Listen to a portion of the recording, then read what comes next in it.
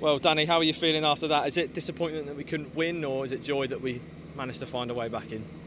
Well, I think for us, we had such good control in the game. We were kind of at 70 minutes and we thought we were in a really good place. Probably hadn't been ruthless enough, needed to find a second goal against, let me tell you, a really good Plymouth team. I think there's a lot to respect with Plymouth. I think Stephen Schumacher's done a fantastic job there.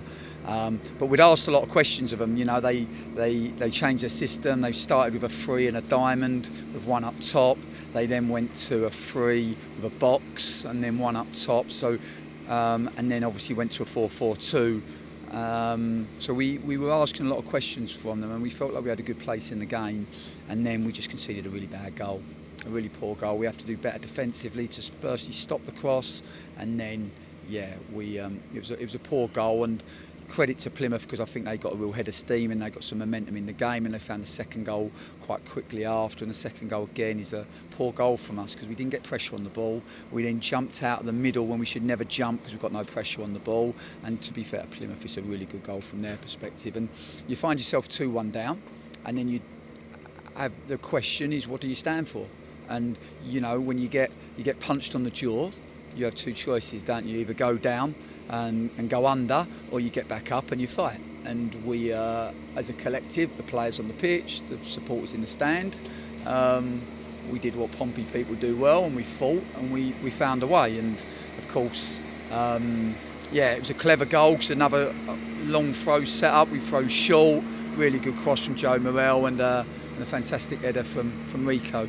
At 6'3", I've been waiting for him to score me some headed goals, so good on him. But an important goal, and it keeps us unbeaten, which is obviously good. What's the feeling amongst the lads in the dressing room at the moment? Yeah, I think they felt like they lost, because I think a lot of our performance today was really good. We just need to go back, and we know that goals have big impacts in games, and we need to go back and look at that first goal because we need to defend better.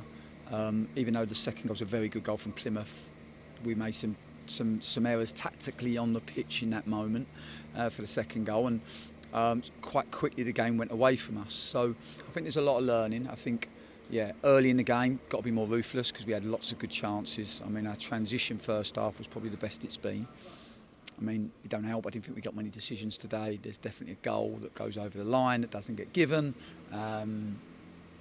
I think this was a frustration, but if we think about the things we can control, then definitely being a little bit more ruthless on the counter attack, and then like I said, those two moments in particular defensively. But we had such a good place in the game that we're frustrated ultimately to not take 3 points, but proud of the spirit, proud of the fight, and we live to face another day. First start for Josh Koroma and a first goal for Josh Koroma as well. What was your thinking behind that change to the line-up ahead of the game? I think just to freshen it up a little. I mean, Ronan has just had a baby. It's been a tough period for Ronan. I think it was always in our mind, when you bring a player in, you're trying to wait for the right moment, that they've got enough understanding of how you work and how you play and enough clarity over their role. And then you're trying to set him up for success, and we felt like this was a good game at Fratton Park to bring him into, and a trademark goal from Josh, and I thought we had a lot of other good moments actually. Brings us a high level of quality, and he'll get fitter and fitter, and hopefully then we'll be able to impact for not just maybe the 70 minutes but the actual 90 minutes. Into the international break now, what will you and the squad be getting up to with no game next Saturday? Well, I think for us, we will have a little opportunity to recharge the batteries. I think it's right, bearing in mind it's a bank holiday now, that we give everybody the Monday.